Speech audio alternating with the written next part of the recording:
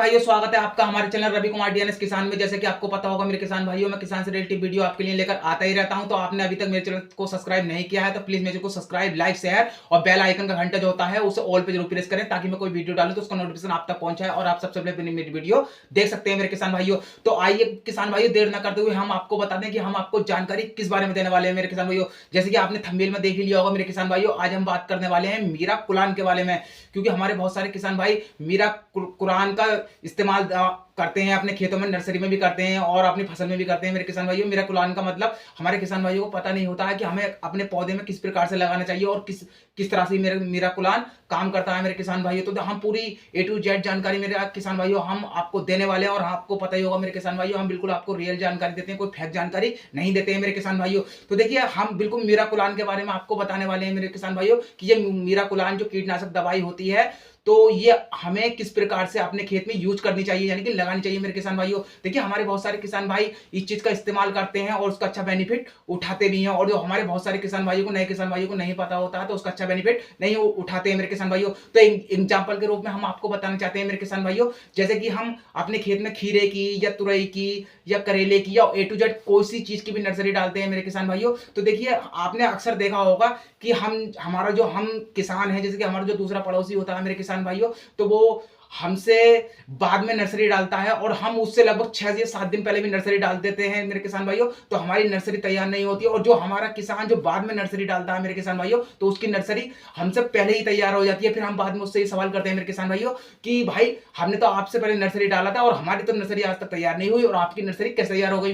क्योंकि मेरे किसान भाइयों, उसको पता होता है कि उसे पूरा पता होता है, उसे पूरा एक्सपीरियंस होता है कि हमें इसमें कौन सी दवा लगानी चाहिए, कौन सी दवा नहीं लगानी चाहिए मेरे भाई किसान भाइयों। तो देखिए मेरे किसान भाइयों, आप जब आप नर्सरी अपने खेत में डालना चाहते हैं मेरे किसान भाइयों, तो आपको सबसे पहले एक चीज का ध्यान रखना चाहिए मेरे किसान भाइयों। ये सबसे महत्वपूर्ण जानकारी मैं बता रहा हूं आपको, यह आपने आज तक किसी ने भी आपको नहीं बताया होगा मेरे किसान भाइयों।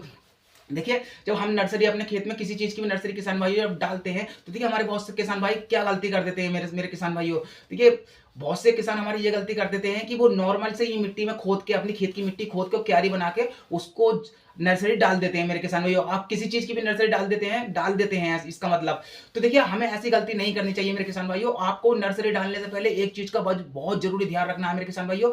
देखिए, जब आप कभी भी नर्सरी डालें, आप किसी चीज की भी नर्सरी डालना चाहते हैं मेरे किसान भाइयों, देखिए आपको उसमें लगभग क्यारी के हिसाब से घुड़ी का खाद जरूर डालना चाहिए मेरे किसान। देखिए, घुड़ी का खाद से क्या होता है मेरे किसान भाइयों, घुड़ी का खाद ऐसे नहीं डालना है मेरे किसान भाइयों।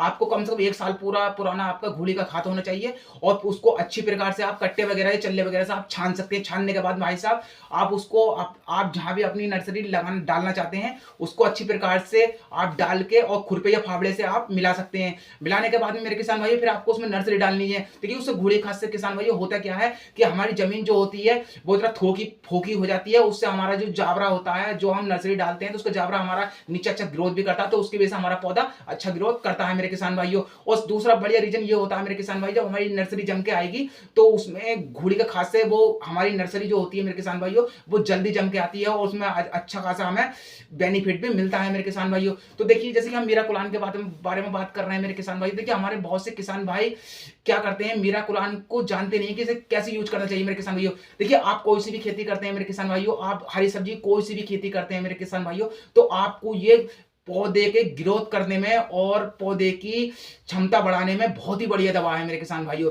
तो देखिए, ये दवा आपको किस प्रकार से इस्तेमाल करनी है मेरे किसान भाइयों। जब आप अपनी खेत में नर्सरी डालते हैं मेरे किसान भाई, तो देखिए बहुत से हमारे किसान भाई इसका गलत इस्तेमाल करते हैं, उनको पता नहीं होता। क्योंकि जब हमारी नर्सरी, जब मेरे किसान भाइयों जम के जब सीधी होती है, तो हमारे किसान भाई इसको लगा देते हैं मीरा कुरान को। देखिए, मीरा कुरान आपको ऐसे नहीं लगानी है, ये आगे मैं आपको बताऊंगा कि मीरा कुरान किस काम में आती है मेरे किसान भाइयों। देखिए, मीरा कुरान जो आती है मेरे किसान भाइयों, ये काम में जो आती है, जैसे बढ़ के काम में आती है मेरे किसान भाई। जैसे कि हमारी पौध की ग्रोथ नहीं हो रही है, अगर हमने अपने खेत में कोई पौधा लगा दिया है मेरे किसान भाइयों, तो हमारी बेल नहीं भाग रही है, जैसे लौकी की है, तुरई की है, ये बेल वाली दवाई की बेल वाले के बारे में बता रहा हूँ। जैसे तुरई होती है, लौकी होती है, करेला होता है मेरे किसान भाइयों, अगर आपको जल्दी से आप आपने पौधे की ग्रोथ बढ़ानी है और जल्दी से माल लेना है मेरे किसान भाइयों, तो इससे इतना फर्क पड़ जाएगा आपकी फसल में मेरे किसान भाइयों, जो कि आप नॉर्मल सी दवा अपने खेत में लगाते हैं तो वो आपकी 20 दिन में बेल तैयार होगी मेरे किसान भाइयों। एग्जाम्पल के रूप में बताओ, जहां आपकी 20 दिन में बेल तैयार होती थी मेरे किसान भाइयों,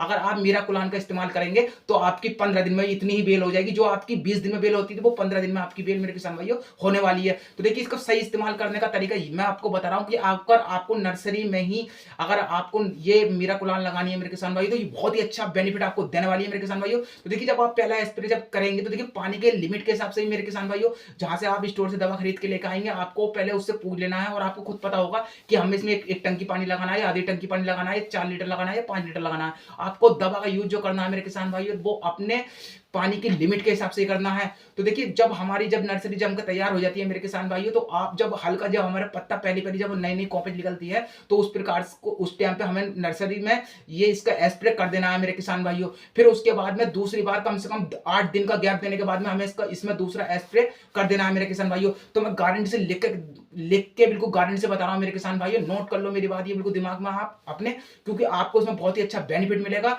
और जहां आप अपनी नर्सरी जल्दी तैयार नहीं कर पाते हैं, तो देखिए इस दवा को लगाने से आपकी नर्सरी जल्दी तैयार होने वाली है मेरे किसान भाइयों। तो देखिए, मैं आशा करता हूं कि वीडियो आपको पसंद आई होगी। अगर वीडियो आपको पसंद आई हो तो मेरी वीडियो को प्लीज लाइक शेयर कमेंट जरूर करें किसान भाइयों। नमस्कार, मिलते हैं अगले नेक्स्ट वीडियो में।